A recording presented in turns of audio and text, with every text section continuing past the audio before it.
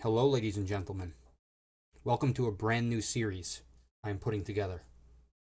As a longtime fan of horror stories circulated around the internet, I wanted to put something together that pays homage to one of the more famous forms of internet horror, the creepypasta. For anyone who may not know, a creepypasta is a form of internet horror copy and pasted widely throughout the internet.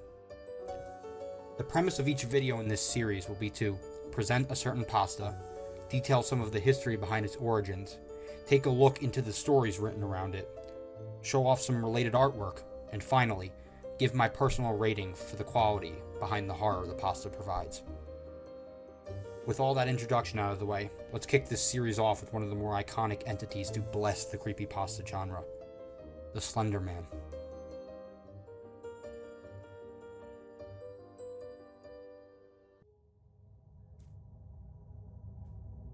The legacy of the Slender Man can be traced back over a decade ago, to June of 2009. Something Awful, a website that served as a popular comedy forum, held a Paranormal Pictures Photoshop contest. The objective of this contest was to create unsettling images by digitally altering normal pictures, and then to pass said images around paranormal forums. Several days into the competition, Something Awful user Victor Surge shared 2 black and white photos featuring children, with a short description telling of the Slender Man who stalks children. While the pictures seemed inconspicuous at first glance, one will eventually notice something is off. In the background of both, a bizarre humanoid entity appears to be watching the children. Further into the competition, Surge added more to the myth, releasing another photo along with a fake doctor's account. As the Something Awful forums picked up on the Slender Man, several other users began releasing photos and stories related to the character. By June of 2011, the original thread on Something Awful extended over 46 pages.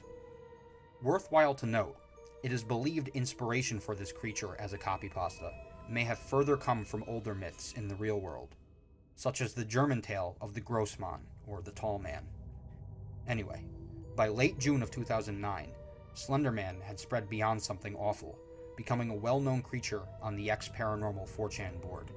From here, the concept of the Slender Man only spread further, appearing across many websites including Facepunch, TV Tropes, and DeviantArt.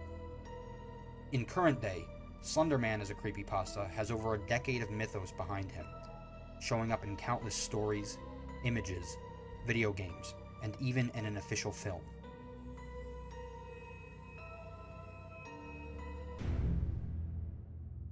According to the Creepypasta Wiki, the Slender Man is a being, male in appearance, who appears to have extremely long appendages. As his name suggests, he is very slender and able to stretch his torso and appendages to inhuman lengths at will. Many descriptions of the creature also describe 6 to 8 thin black tendrils protruding from his back.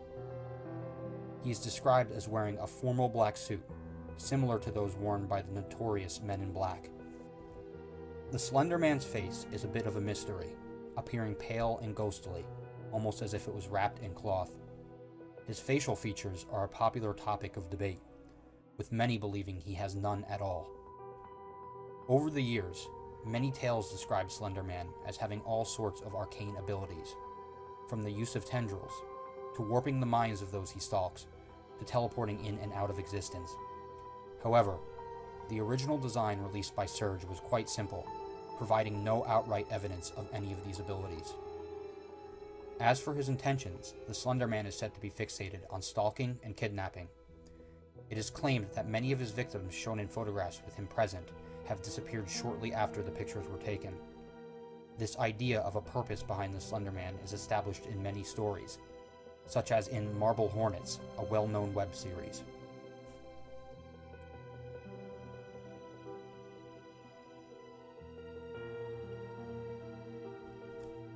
Due to the popularity of Slender Man lore, an unfortunate and unsettling crime has occurred. In May of 2014, in Waukesha, Wisconsin, 2 12-year-old girls lured their best friend into the woods and stabbed her 19 times in an attempt to become proxies of the Slender Man. The victim survived the attack, and the 2 girls were both deemed mentally ill and committed to mental institutions for multi-decade sentences. This is why it is very important to always remember that although Slender Man is certainly a very iconic creepypasta, it is only fiction, and should only be looked at as such.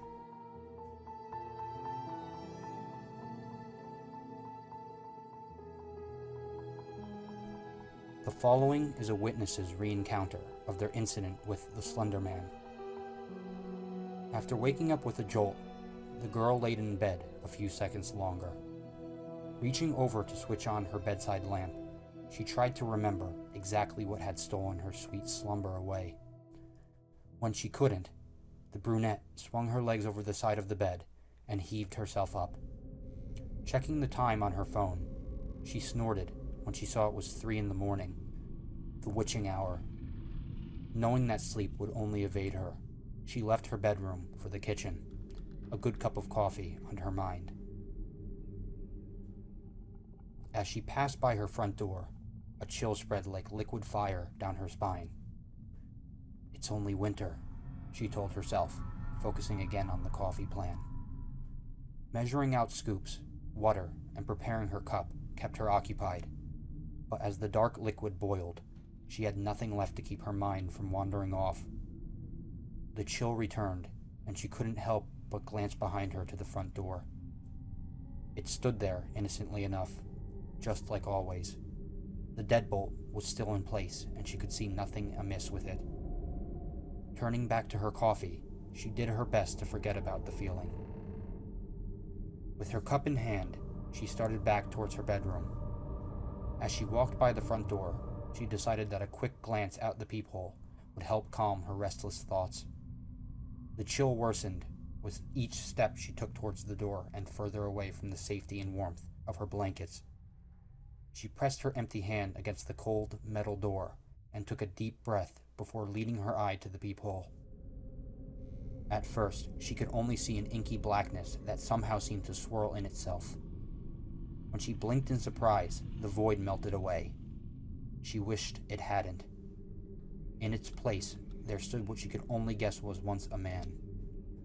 The limbs were long and inhumanly awkward, with bulky joints branching off into several arms, not unlike the branches of a tree. The creature was draped in a black suit, somehow making the thing more nightmarish to her. The icing on the proverbial cake, however, was what passed as the hellish thing's face.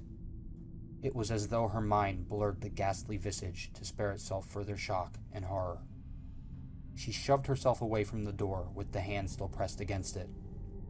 The scalding mug of coffee fell, the liquid burning her bare legs as she fell backwards and tried to crawl away from the door. She knew, somehow, that her mind hadn't been playing tricks on her. As she crab-walked away from the door, she watched as tendrils as black as the void itself snaked around through the cracks. The girl was trapped between the instinct to flee and the gut feeling to not turn her back on the door. When the door jolted, the urge to flee overcame her, and she slipped in the burning liquid as she tried to make it back to her room. She knew deep down that she was trapping herself in a corner, but she had to get away from the door. The girl was halfway down the hallway when she heard the previously locked door creak open. She screamed and slipped into a wall, cracking her chin on it and stunning her. After that, there was only blackness. "Nicole?" A warm male voice snapped the woman out of her trance. As she turned around, she was met by one of her sister's doctors. She nodded, not sure if she should say anything, or even if she could find her voice if she did have something to say. That morning, she had gotten an urgent phone call from the hospital, saying that her sister, Lindsay, was there. Before they had even let her see her, the doctors had pulled her off to the side and insisted that they talk to her about what might have happened. Phrases like self-inflicted and assault had been thrown around, and Nicole felt her mind reel. She still hadn't fully understood what they had been saying until she saw Lindsay with her own eyes. Her little sister had a bandage wrapped around her head, covering both of her ears as well as her eyes. They said it was to keep her now deadened eyes from drying out and to try to keep infection out of the wounds Lindsay had made to her ears. The doctors had guessed that either she or someone else had jammed a pencil into them to keep her off balance or to deafen herself against something. There was the mix of first and second degree burns on her hands, legs, and feet, from what was assumed to be the coffee her neighbors found spilled all over the entry to her apartment. As Nicole walked into her sister's hospital room for the first time, she thought she had spied the silhouette of a man in the window. That, she knew, was impossible. Her sister's room was on the third story of the hospital. It was a tall man wearing a black suit, with a blank face.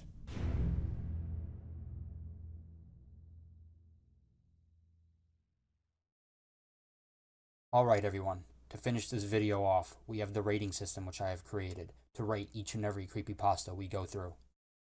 To begin, we have horror. For horror, I give the Slender Man a 4 out of 5 stars. While he is certainly scary, after years of exposure, mostly through playthroughs of Slender Man the 8 Pages on YouTube, a lot of the thrill behind the character has been lost to me. This, coupled with the fact that the Slender Man does not disturb me as much as some other well-known pastas, leads me to give him a 4 out of 5. As for realism, the Slender Man is clearly fake. Enough so to make Bigfoot look like a confirmed genus of primate by comparison. However, the concept of Slender Man stalking and kidnapping his prey is certainly very realistic. So, combining the obviously fictional character design with the very real concept of abduction leads to a 2.5 out of 5 for me. For mystery, the shrouded face of Slender Man, as well as his supposed tendencies to stalk people in the woods, the gameplay of the famous 8 Pages game, along with many of the other stories, leads me to give a 4 out of 5. I withheld a perfect score as the creepypasta could be considered very cliché, in that the wide extent of the mystery is just an unknown entity kidnapping people. As for depth, the Slender Man has over a decade of content behind him as a creepypasta. There are numerous stories, art projects, video games, and even a movie dedicated solely to the pasta. We have barely scratched the surface of what there is in this video. This would provide for a perfect depth rating. However, due to the movie having some controversial ratings and the overall oversaturation of Slender Man as a brand at this point, I decided to dock a half point and give the material behind the character, in terms of quality, a 4.5 out of 5. Combining my ratings, the Slender Man receives a 15 out of 20, or a 75%. This is not bad at all for one of the most iconic creepypastas of all time. However, I do expect to see more pastas down the line that will raise the hairs on my neck far more than Slender Man ever will. With that, ladies and gentlemen, we have finished up our first dive into the Creepypasta Chronicles. I hope you enjoyed the video, and maybe even learned something about the internet icon known as the Slender Man. There are many, many other pastas that I plan on adding to this chronicle, so be sure to stay tuned for the next installment. If you are enjoying my content, please consider giving me a like and a subscription. If you could, turning on notifications would also greatly help my channel. Finally, if you have any suggestions or something to share, be sure to leave a comment. Thanks for listening, everyone. Have a good one, and stay tuned.